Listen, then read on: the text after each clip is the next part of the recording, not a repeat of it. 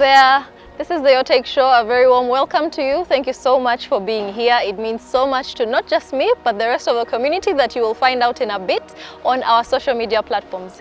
My name is Amanda, and on this show we talk about anything and everything nutrition and how best we can improve our health using our food. So that's exactly what we're going to do. I'm going to take you now to the Food Throne segment that we do, where we identify a food and just figure out what are its blessings, what's its nutritive value anyway, and is it important for us to add it to our diets. In the Food Throne this week, we are going to be looking at katunkuma, which is bitter tomatoes really in English, but you know, in our local language we call it katunkuma. So it has a bitter taste, and that's why it has that name in English. But it's not like you'll not be able to bear it. I mean, you've tasted more bitter things before, but the fact that they are little balls, then it would be easy for you to have this, especially if you mix it in other vegetables. It's quite important because on top of adding fiber to your diet, which most vegetables do, it also helps with regulating our blood pressure. So because of its important nutrients that it has, so you might want to add katunkuma into your diet as well. It also has lots of other vitamins that help you protect against infections that, you know, hit us hard every single time. So you might want to add katunkuma as well into your diet because of that. Like we said, the only really downside to this that I will see you finding is if you're not used to bitter foods, then you might not really like this, but that should not derail you. If you feel like you cannot handle its taste, having them alone, just like me, what I usually do is mix it in other vegetables so that it's much easier to have, say cabbage, so that it's much easier to have. So you can do the same as well, but do not refrain from having katunkuma. We all need it. It's really, really important. So that was it for our Food Throne this week. Let's head on now into our discussion room. Please do send in your nutrition inquiries via these social media platforms, and you know, just link up with me and follow me on all my other social media homes. The first being on Instagram. My handle is Food Witness. I do have a YouTube channel that has health related content I'm sure you'll love. The channel name is Amanda Tweba, the Dash Nutritionist. On Facebook there's a very large community that is very responsive actually, and people are sharing and we are learning so much from each other. The page name is Amanda Tweba, the Dash Nutritionist. On WhatsApp you can send in your inquiries directly. Please don't call the number, but the number is 0782 152610. On my email address, actually, for you who wants to send in a proposal based on nutrition, the email address is amanda.chichoncho@gmail.com. Now we are starting off our discussion room with Musazi Boaz. Musazi Boaz asks, my mom is suffering from diabetic neuropathy. What foods can she take to accompany her medicine? Of course, if we're looking at diabetes, we know that you need to look out for low sugar foods. So please try and find those that have a lot of fiber embedded in them. So natural foods that have a lot of fiber, say pumpkin. You know, also we're looking at foods with low calorie like matoke. You're looking at vegetables, especially because they have a lot of fiber as well. But those that are not so starchy, because the starchy ones may have a lot more glucose content in them. So yeah, those are the foods you're looking out for. But if you have gotten to a point where you know you're also dealing with the diabetic neuropathy, that means you really need to take care of your nerves or of your mom's nerves. So taking care of our nerves will involve you having vitamins, including vitamin C, including vitamin A, including B vitamins as well, because those protect us from should I say nerve damage, more nerve damage, or from inflammation. And also you might want to as well add minerals like zinc. Now this is where the pumpkin seeds of this world come from. So look out for seeds, look out for healthy oils, which is like coconut oil, you know, you're looking out for olive oil. Those would really help to protect your nerves, your mom's nerves, and that might help her reduce on the pain or tingling or numbness that she might be feeling because of this neuropathy. So look out for foods that actually take care of your nerves, like we have mentioned above, but also there are non-food remedies that you could use, like, you know, having a warm bath, you know, having a massage, having quiet time as well, just so that you can calm those nerves down and get them to a place where you don't feel the pain as much as you did before. So I hope that helps, Musazi. Let's head into our second question now. So our second question coming in from Zashma says, my hormones are not balanced, and because of it I got masses in my left breast. They are small, hence can't be removed. Okay, firstly, before we answer this nutrition style, I'd like to say, if you feel something is abnormal, especially when you do a self-scan of your own breast, you need to go and do a diagnostic test, just to make sure that you're not dealing with probably any types of cancers or any tumors or anything. So you need to check that is also, not a probable cause of you feeling this. But you saying that you you have your hormones not balanced, sounds like you've already talked to a doctor and they probably told you this, and so you're just looking out for how now you can balance your hormones. So when we're trying to balance our hormones depend a lot on healthy oils and minerals, and that is where you're going to have to depend a lot as well on a plant-based diet. Not just plant-based, meaning that I've had my skuma wiki and my buga day in and day out. You're going to have to do a lot of varying of this these vegetables, so that you can get the most out of all the minerals that they provide, because you're looking out for things like zinc, like selenium, those that really work with hormones well and communicate well with them, so they thrive.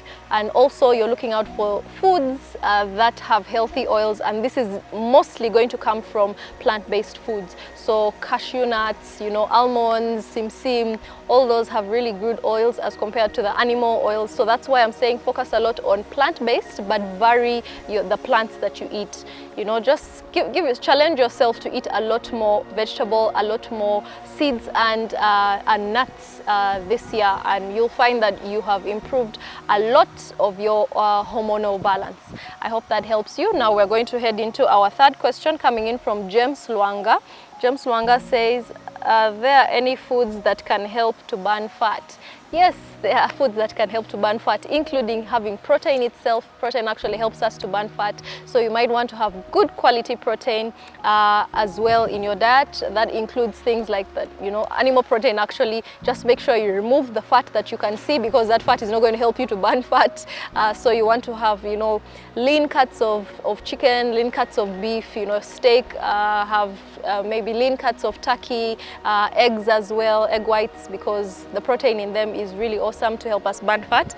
But another really important and food that helps us to burn fat is herbal spices. So herbal spices and just natural herbs, say like garlic, like thyme, like ginger, they really do a lot, like cinnamon, they really do a lot when it comes to enhancing how fast your body actually utilizes food, and that's what we call metabolism. So if you want to just enhance your metabolism, you might want to stop eating just bland food.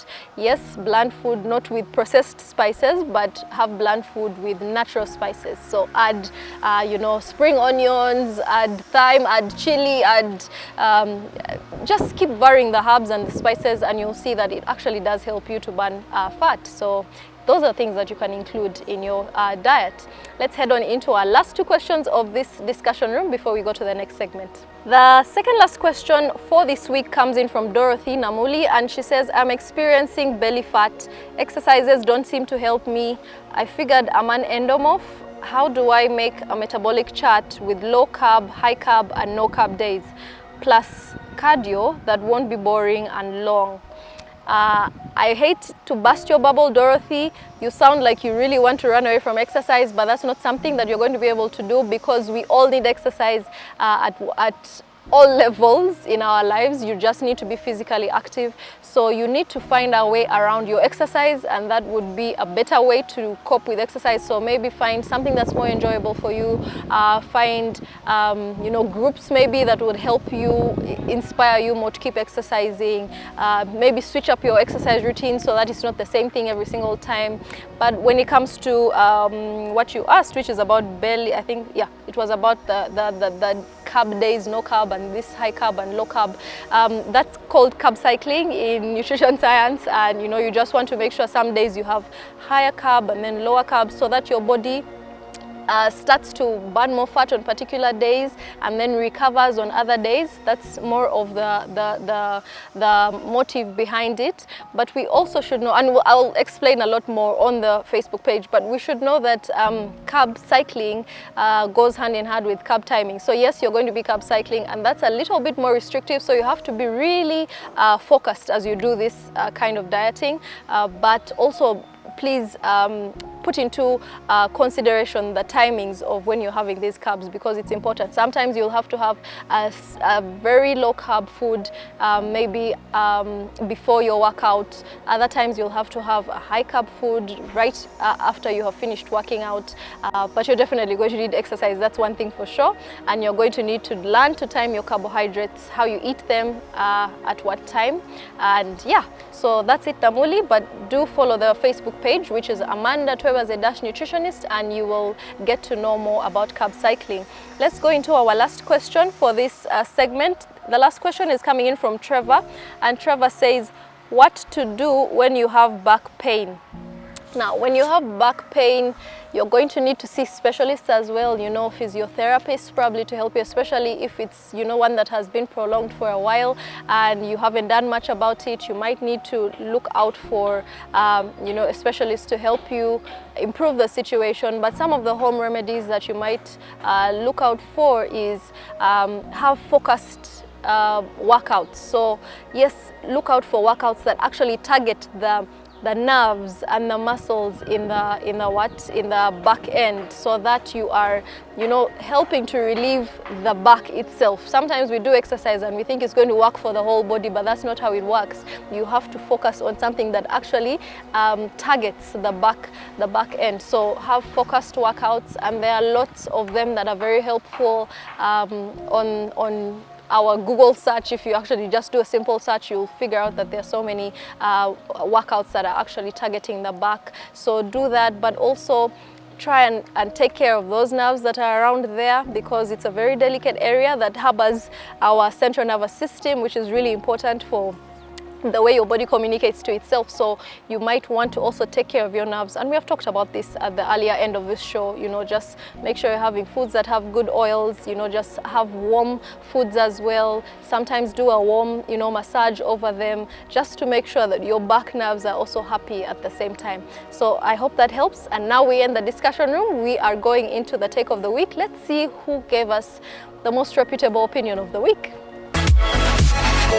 Take of the week this week comes in from someone called Ruth Storyteller, and it was in response to a question that was posed on the Facebook page, where we're asking, you know, these days a lot of people are growing gray, like they're getting gray hair at a younger age, and they are also getting bald heads at a younger age. So it's becoming a lot more normal, but we were asking, would you embrace it if it happened to you at a young age right now? Which is really important, because some things we can't change, and we need to, you know, learn to love ourselves even with them. So Ruth Storyteller had this to say. She says, if it's a bald head, I just shave it, and I just shave it all and be like the models. If it's gray hair, I love it. So I think this goes to teach us that, you know what, embrace who you are, because you are unique because of those particular traits. So if it's, you know, you have big arms, or your back is, you know, more wide, or your legs are tiny, or, you know, you have little fingers, that's what makes you who you are. How about you just, you know, take care of that and see just how unique you will be. So, you know, embrace who you are, whatever you comes with, allow that to happen. Especially if it's things that you can't change, you need to, you know, just embrace it and love yourself wholesomely.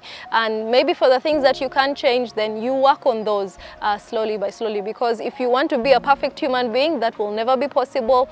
In the end, you'll be more stressed out than anything, and you'll not have health if your body is going to be stressed. So focus on loving yourself, focus on admiring and embracing who you are, because you are uniquely created that way, and it's important that you thrive knowing that you are special. So that is it for our take of the week. Thank you so much, Ruth Storyteller. We are now going into the wellness quote. The wellness quote comes in from, okay, it doesn't have a reference to who it's coming from, but it says, if you are not asking yourself often, what food is this, you are not adding enough variety to your diet.